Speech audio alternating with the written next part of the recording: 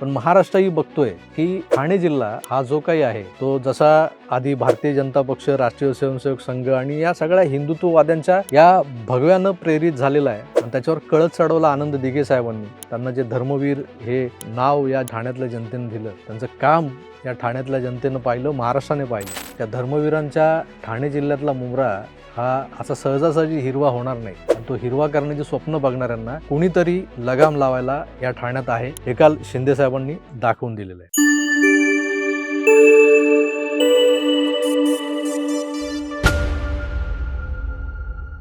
अर्ध्या हळकुंडानं पिवळी होणारी लोक आपण पाहिलेत.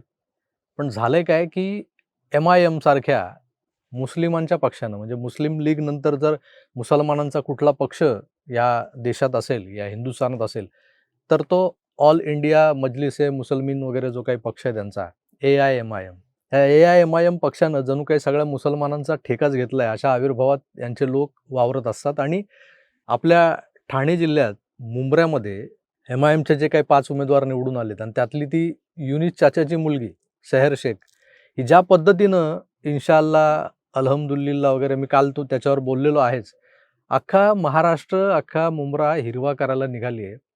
आणि त्यावर ज्या प्रतिक्रिया येत आहेत त्यानंतर हे किती अगदी हलक्यात घेत होत्या त्या प्रतिक्रियांना, याचंही आपण उदाहरण काही मुलाखतींमधून पाहिलं. माझ्या हातात भगवा कलावाई आहे, माझ्या हातात हिरवा कलावाई आहे आणि मग माझ्या पक्षाचा जो काही झेंडा आहे तो हिरव्या रंगाचा आहे, त्यामुळे मी असं म्हणाले वगैरे, हे जे काही हास्यास्पद रटाळ स्पष्टीकरण देणं चालू होतं ना या सेहर शेखकडून, युनिस शेखकडून, ते पाहिल्यानंतर त्यावर बोलावंसं वाटलं. आपण बोललो. ज्या औरंग्याला हा महाराष्ट्र हिरवा करता आला नाही, तो इथे इथल्या मातीत, इथल्या उन्हातान्हात ज्या पद्धतीनं करड्या रंगाचा होत गेला आणि करडा होत होत शेवटी इथंच थेरडावून आडवा झाला आणि मग या इथल्या लाल मातीत त्याला गाडला गेला. हे उदाहरण एवढं समोर असताना महाराष्ट्राच्या या भगव्या मातीला हिरवं करू पाहणारे जे लोक आता अर्ध्या हळकुंडानं पिवळे होऊन हिरवे व्हायला निघालेत ना, आता त्यांना हाग्यादम कोण देणार? हा जो काही विषय होता, आता त्यावर बरेच लोक बोलले. पण तिकडं मुंब्र्यात काय आहे, यांच्या पोटचं पाणी हललं नाही. तर युनिस शेख आणि त्याची लेक सेहर शेख जितेंद्र आव्हाडासारख्या एका प्रवृत्तीला हरवण्याचा जो काही आनंद साजरा करत होते, जो काही उन्माद सुरू होता, तो एका बाजूला ठेवा. त्याचं आपणही एक प्रकारे समर्थनच केलेलं आहे. पण महाराष्ट्राचे माजी मुख्यमंत्री, सध्याचे उपमुख्यमंत्री आणि ठाणे जिल्ह्यातला खऱ्या अर्थानं जो वाघ ज्याला म्हणतो आपण, ठाण्या वाघ, एकनाथ शिंदे यांनी जेव्हा आवाज दिला या हिरव्या लोकांना, तेव्हा कसे सुतासारखे सरळ झालेत हे तुमच्या लक्षात आलं असेल. कारण ठाणे जिल्हा हा आनंद दिघेंचा, धर्मवीर आनंद दिघेंचा, आणि तो सातत्याने शिवसेनेच्या भगव्या रंगात रंगला गेलेला आहे. भले इथे मुंब्रा, कळवा, राबोडी असे कित्येक विभाग आहेत की जिथं छोटी मोठी हिरवी वनस्पती उगवते.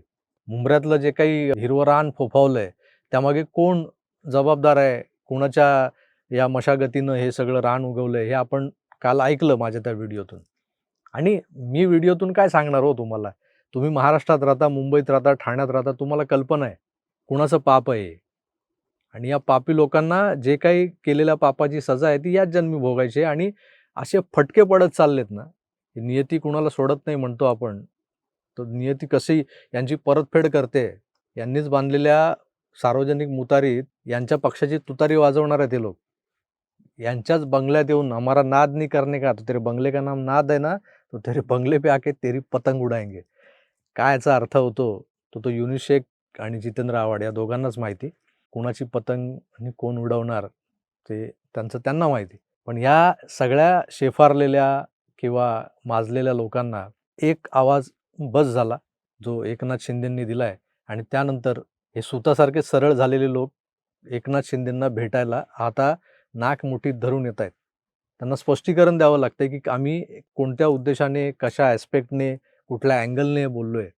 आता स्पष्टीकरणं तर आली की आम्ही बऱ्याच सगळी वृक्ष लागवड करणार आहोत, एवढी झाडं लावणार आहोत की सगळा मुंब्रा हिरवा होईल. अहो, तुमच्या अनधिकृत बांधकामांनी कुठे जागा शिल्लक राहिली आहे का जिथं झाड लावलं जाईल? कसला मुंब्रा झाडं लावून हिरवा करताय? कुणाला बनवताय खुफिया? तर जसा बडगा उगारला गेलाय तसे तुम्ही सुतासारखे सरळ होऊन स्पष्टीकरण द्यायला निघालेला आहात.